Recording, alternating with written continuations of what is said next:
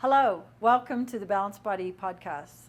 I'm Lindy Royer, physical therapist, founder of Park Meadows Pilates and Physical Therapy in Lone Tree, Colorado, and Balanced Body faculty member. I'm here today with my friend Krista, and we're going to be demonstrating some variations of resisted arm pulls on the reformer using the Infinity Footbar.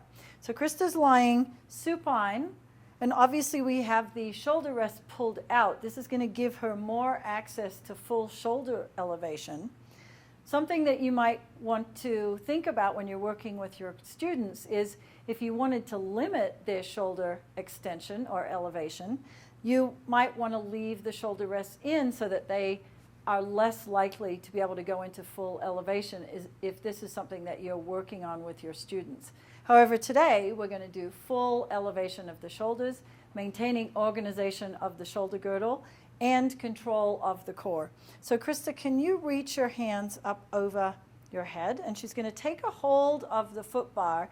Notice that she used her feet to push herself out so that she's starting off in a nice comfortable shoulder position. Elbows are bent, shoulders are at a scaption angle at about 90 degrees of shoulder flexion.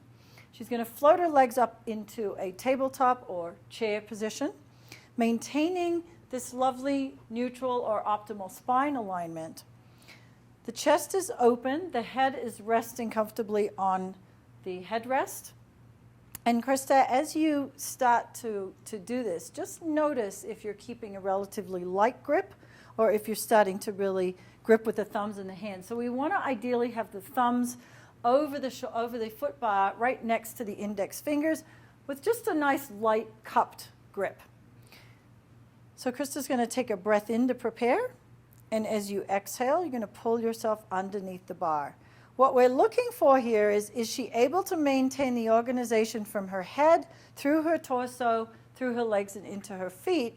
And then as she starts to go down into shoulder elevation, can she control that motion? Now we could add a little bit of scapula motion here at the top and at the bottom. So as she comes down, she's going into a little bit of relative scapula depression. And then as she goes up, is she able to maintain that until her arms go overhead when we start to see a little bit of widening or upward rotation of the scapula? As she starts to come down, she goes into a little bit of scapula depression, derotating the scapula as she returns. So again, as the arms go overhead, the scapula, especially the inferior angle, is widening in order to maintain space above the shoulders. Very nice.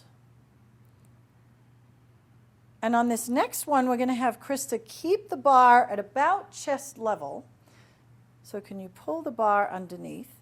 And she's going to maintain the carriage there as she takes her right hand away. And we're looking to see if she's able to stabilize while she's just holding with one arm, and then repeating the exercise with single arm. So what I'm looking for here is, can she maintain symmetry through the torso, or is she now starting to add side bend, rotation, or other deviations, perhaps even into the legs, to try and initiate that movement? This is going to give us some information about how her scapular organization is, how her upper extremity control is, also as it relates to trunk control. And pull the carriage back in, and then place your right hand. So we're going to move straight into a nice abdominal variation here.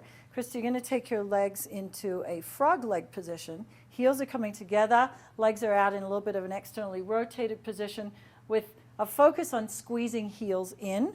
Now, as she starts to go out into shoulder elevation, she's going to also reach the legs out away from her, maintaining trunk control, and then pull yourself back in. This is a variation that resembles a double leg stretch. This is an excellent exercise for people with neck and shoulder problems who aren't able to go into flexion. It's also excellent for osteoporosis. Notice we're maintaining a nicely supported neutral spine here, but there's a lot of deep abdominal control in order to maintain this position. So if you needed to limit shoulder motion, you could still get a lot of torso control out of this exercise by asking your student to just keep a little bit of elbow and shoulder flexion And we're going to allow Krista now to take a well-deserved rest as she slides the reformer back down into its home position against the bumpers, lowering the feet, lowering the arms down by the side.